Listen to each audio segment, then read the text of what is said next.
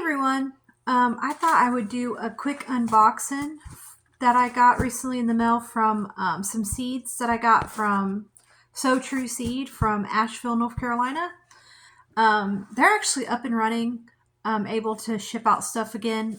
For a little while, they were closed because of all the damage that happened in Western North Carolina. And I posted about it, but like about a week ago, up till like November 15th, they did a sale. Well, I guess it wasn't really a sale, but 20% of their profits they made during that time went towards hurricane relief.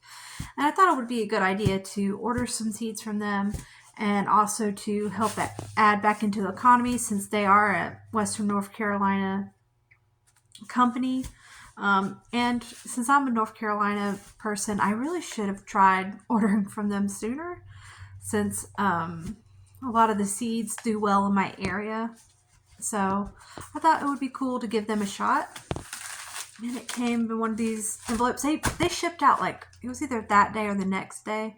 And it got to me very quickly. I think like 3 or 4 days for me to get them. And so I was very happy with the purchase.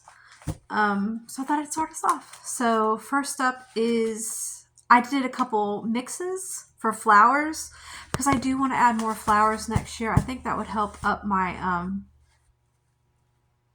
production. I think I need to do better with my insects. I did start a native like bed towards my tree line, where I'm just planting stuff that belongs here. Like everything else I pretty much do in raised containers, but I do have that. And hopefully next year will be a lot better. It does take a couple years for it to really develop. I might add some more as I go. But I thought I should actually add some flowers around the plants too. I think that would help with the pollinators. And the first thing I got was a Southeast native flower mix that they have, which I thought would be nice to also have around the garden. So this is for all, I don't know if they had other mixes for anything else in the U.S. that was native.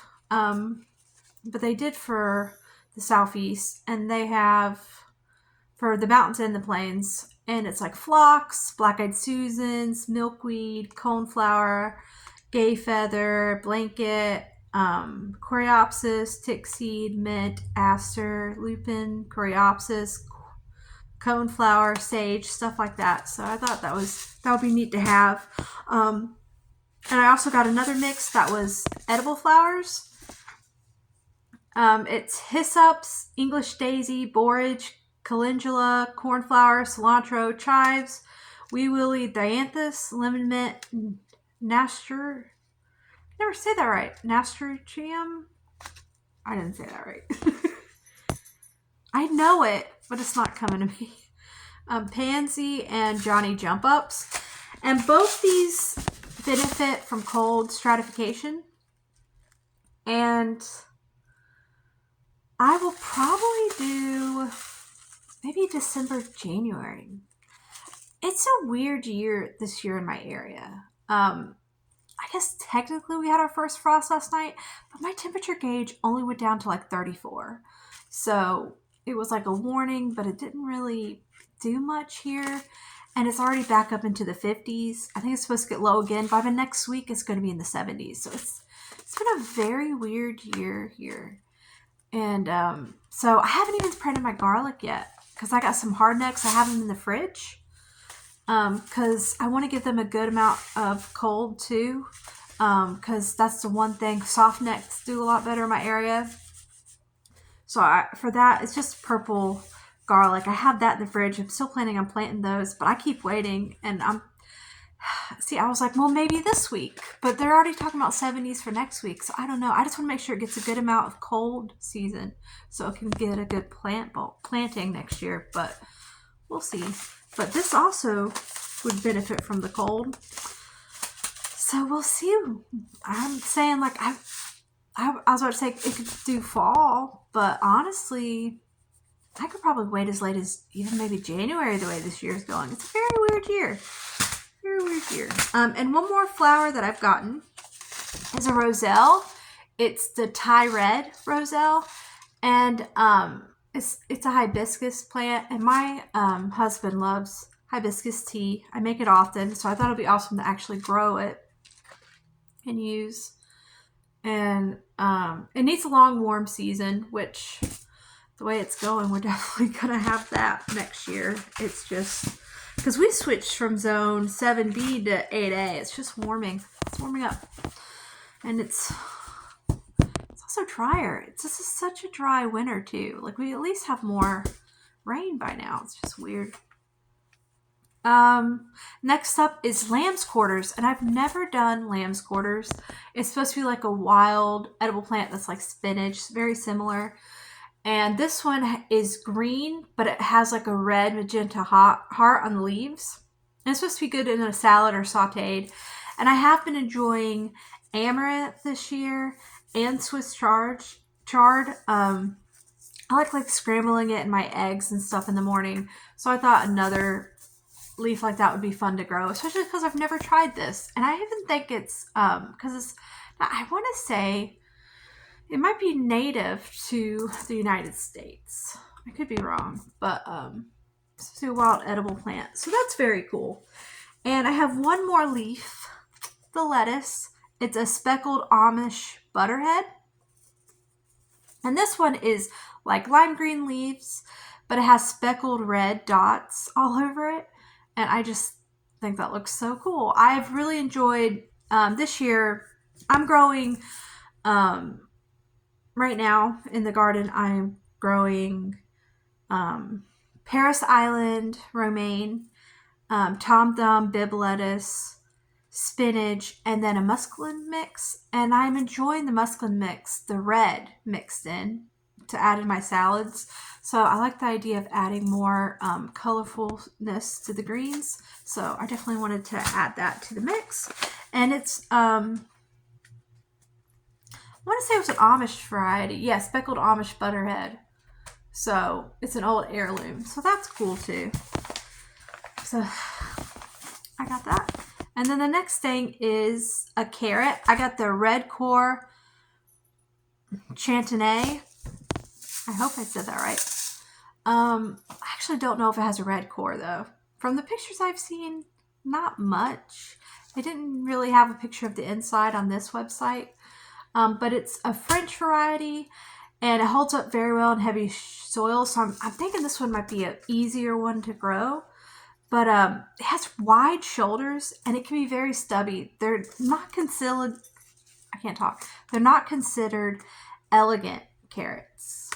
But that's okay, because who really needs elegant ones? Plus, they're supposed to get sweeter with age, which I think is very neat. And plus, in the garden, you're not really getting restaurant typically style carrots. And this one seems to be that you're not expecting it, but they seem to grow better, which I think is very neat. I'm definitely excited about that one. If that made any sense. I feel like I completely just said words there, just random words. And then I got an eggplant, which I have really, really enjoyed eggplant. I think I said that in my last video. I've really enjoyed eggplant this year. It is so much better when you grow it in the garden than it is at the grocery store. Well, at least the one that I had. I have another one growing, but honestly, it hasn't really produced anything. There's flowers on it, but it's kind of late. But with the way the season is, I might still get something off the other one. But I've mainly done one this year, so I was so happy with it, though. I'm just trying a bunch of eggplants because it tasted so much better than the store-bought one. So, and this one is from South Africa, and it's not like a thin like a Japanese, but it's not huge and big like the ones we have at the store. It's like medium, and you only wanted to get like 4 to 6 inches before you pick it. And it's like deep purple and lilac, so it like switches between it. I think it's very pretty purple, and I thought that one would be a fun one to try. And also I got another tomatillo. I have a yellow one that I'm growing this year, and you might have seen pictures of it if you follow me on Instagram. I'm actually making a tomatillo salsa to go with I'm making a chicken, shoot, what's it called? Oh shoot, I can't even remember what it's called. It's like a soup thing, but it's also a really good way to do the meat. What's it called? I can't remember. But it's cooked with like hominy and different stuff, and it's like really cooked slowly and has a lot of peppers, and it's just a good mixture of meat. And you can also put it in like corn tortillas and stuff. And I'm making a tomatillo salsa to go with it, and that's going to be part of our Thanksgiving. So we have that kind that's yellow, and then I have a purple kind because I was on sale, but I hadn't gotten green yet, and I thought, maybe I should.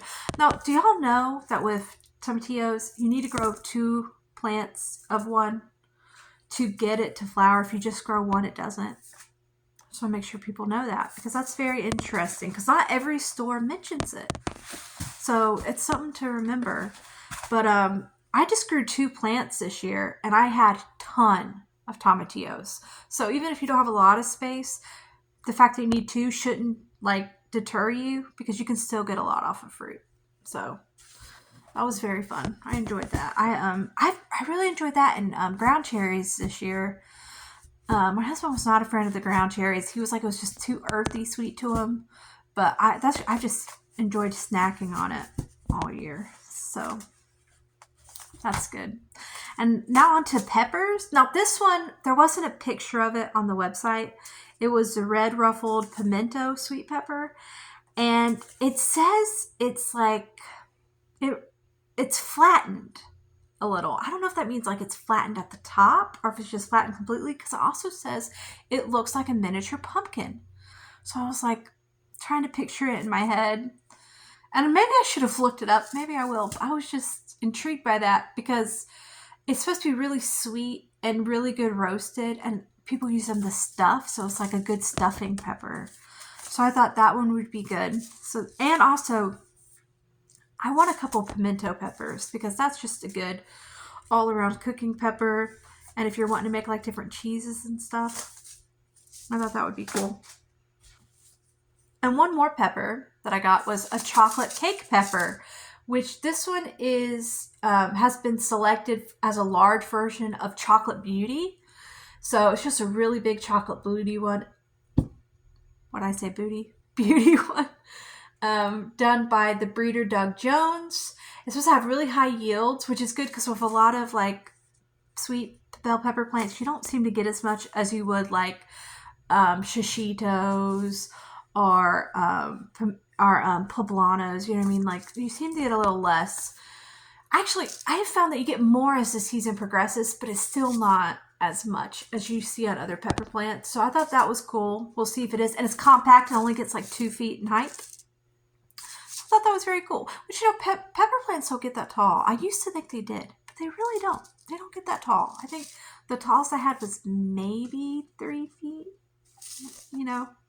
So this was cool. I really enjoy the sweet peppers. I have a couple hot peppers that I like that I'm going to try. I have like fish and the peachy one that everyone seems to like. It's all over the place. Can't remember the name of it. Sugar Rush Peach. That's the one. So I have a couple hot ones and some like different jalapenos and stuff. But I really want to get crazy on the sweets because you can just put it in everything. And I love a mixture. Even on my meats, I like doing like mushrooms and peppers and onions and stuff. So to get that variety would be cool. And last up, which, I mean, it's not really last. It's like 8, 9 seed packets. But it's tomato seed packets because I've gone crazy for tomatoes because there are so many types of tomatoes. I know that there seems to be a lot for other stuff, but not as much of tomatoes. Like even the stuff that I think would be a lot maybe has 2 or 3 pages, like sometimes peppers. But tomatoes on sites have like 11 pages. It's crazy. It's crazy how many tomatoes out there, and I keep finding new ones. It's just so cool. I'll start it off with a cherry tomato that I've seen a couple different places. This is a plum-sized cherry. It's Evil Olive. And it's supposed to be like an olive green with red-orange blushing and like an orangey exterior. I just think it's very neat. It's tangy too and has supposed to have like a crunch. I do like tang in a tomato. I have found if there's some sweetness, I want some tang or maybe some old fashioned flavor with it. I don't just want sweet. Even so, like this year, a lot of people like sun sugar. And I find I do not like that much. I didn't find it to be complex. It did grow on me throughout the year, but it was still just, I just felt like it was sweet. So I like to mix it with, I like to mix that one with other stuff. So the idea of having more cherry sized tomatoes or like small slicer tomatoes that have more of tang or more complexity to them, I really like the idea of having that.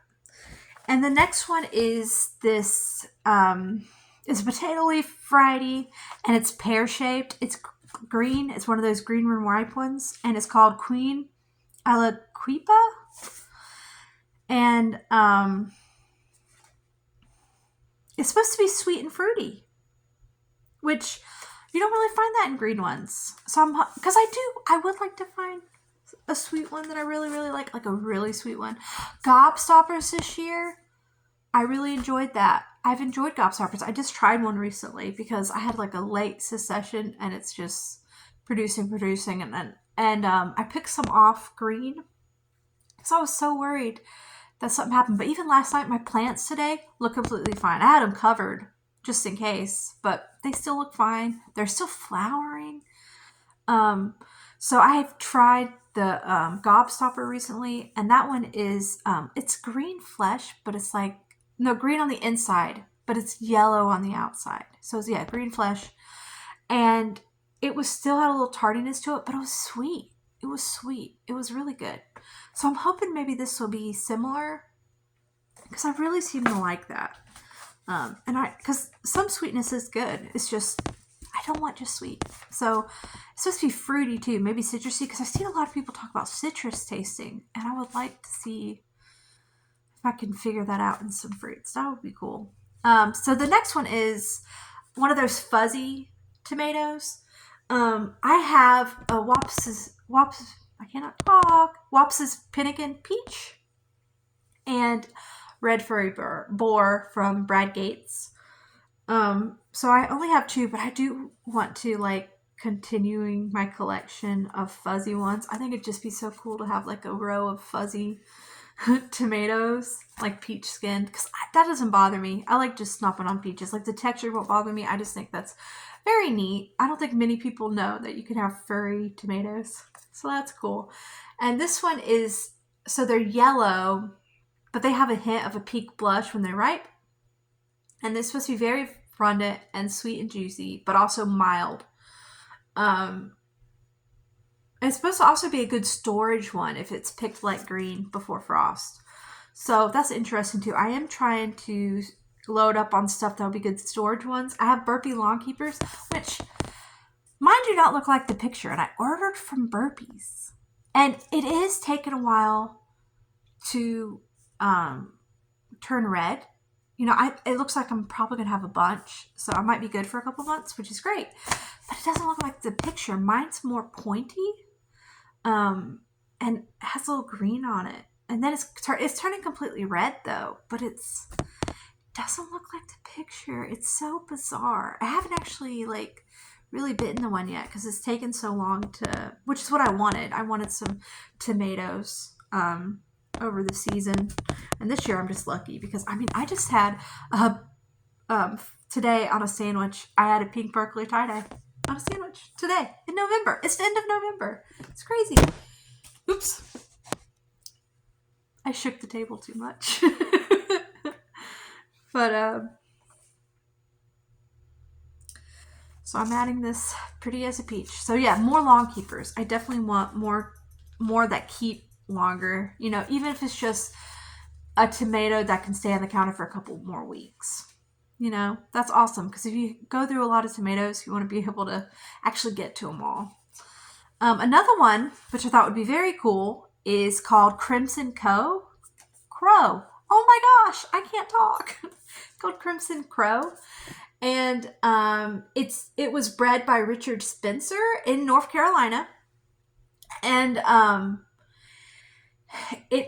think it might be a Cherokee purple as one of the parents type of tomato, but it's elongated like a paste, and it's supposed to have the Cherokee purple flavor, which I thought would be very cool in a paste tomato, like that deep, rich, dark, complex flavors that you get with those dark or anthocyanin tomatoes. And I just like the idea of having that in a paste because I am saving it up to do like sauces and everything throughout the year, and just more complexity in the sauce I think would be awesome. So I was very excited to see that one. And then this one, which I don't even know why I'll try to pronounce it, but I will. It's Phantom du Laos. It is I'm probably saying it wrong, but they're medium-sized slicers with, it says ghostly cream color.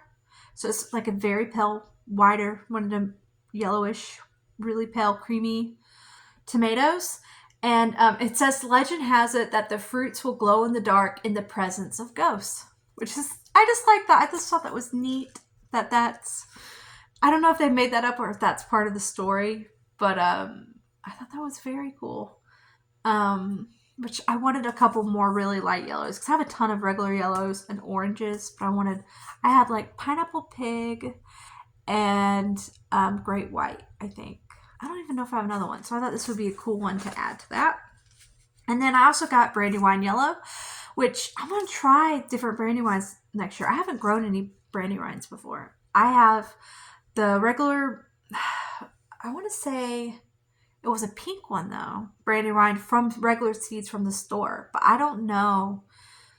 They probably have different names because I know they even have the Sudef strain, so I really got to look into that more on if it's pink or red, just the regular Brandywine seed. And then I have the black Brandywine, and so now I'll have the yellow Brandywine to go with it because, I mean, you just talk about everybody who just loves Brandywines. I mean, for me around here, I've probably had it before and not realized it, but I do a lot of like German Johnson's. It's very popular around here. And then the, like Early Girls, Better Boy, those ones. So this is the old fashioned classic that I feel like I need to grow a mixture of those. And you're going to hear Cherokee Purple again because this is Bear Creek. And its parents are Cherokee Purple and Brandywine, and it was made by Keith Mueller from Kansas City. He bred those. And it's supposed to be as sweet as Cherokee Purple, but more crack resistant, and it's supposed to be good against blight too, which I thought was very neat. And also because it also has that classic Brandywine with it. So I thought that would be a cool one to have in the collection. And then there's two more left. I'm getting there. Zapatac Pleated, which is a very, very red rimmed tomato. It has a lot of pleats, I guess. I don't know, but it's very ribbed. It has a lot of ribs all the way around it. Very ribbed, like a pumpkin. Apparently it can get very big, but it can get hollow cavities. So it could be used as a stuffing tomato if you let it. And it's supposed to be very good balanced flavor, which I love. I love the good classic balanced flavor of a tomato. So I thought that would be a cool one because I don't think I have a pleated one. I don't think I do. If I do, there's one other one, but I can't think of it. And then the last one is a German chocolate. This one did not have a picture of it either, but it sounded like something I would enjoy. It's a large cat-faced tomato and has a rich chocolate color, but it said it had a sweet, mild taste, which I find to be rare for a, dark tomato to have a mild taste. So I'm curious, which is funny because I want the complexity, but to hear it on being described for like you hear that for like yellow tomatoes, white tomatoes, and sometimes you like the mild stuff when you're cooking certain things, but to hear that it's mild, it's weird. I find it weird and interesting. So we shall see. But that's all that I ordered from SoTree Seeds. I'm very happy that they are up and running, and I definitely have to keep them like in the back of my head to order from in the future, since they are like technically in my state, and that side of the country, that side of the state will probably need our support for a while. That Tennessee, was there any in South Carolina? I haven't heard. Maybe Georgia and Florida. I was going to say there's still certain areas that need our help, and that we need to think about in the future. I've already thought about, because earlier this year, right before it happened, my mother was up there and she brought me tomatoes. I'm stuck on tomatoes. She brought me apples from up there, and I have saved some. There's some in the fridge. I did some fresh eating with them, and it was just so weird just thinking about the fact that some of those places, the apples aren't the trees were really hurt after all that. It's just weird to think about that.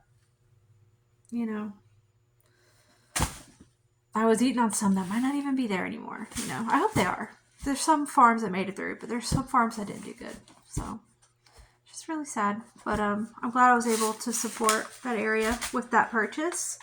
And I have another seed haul I think I'm gonna do. I have a small one ordered, but it's only 3 from another company. So I don't know if I'll do a big one from that. I may just do a short video. But it's getting close to the end. I might be doing a little small vegetable tour, I guess, garden tour, just to see what is still growing here, because honestly, I don't know if next year would be the same. It's just crazy how much I'm able to grow still, because I still have tomatoes out there. I still have okra. It's crazy. But I'm also growing a lot of cool weather plants, because it's just a nice temperature range. It's between like 60 to 70. Like this week, it's been 50 a couple days, but it's going back to 70. Like, it's just been a really good season. So, but thank you for watching. Bye.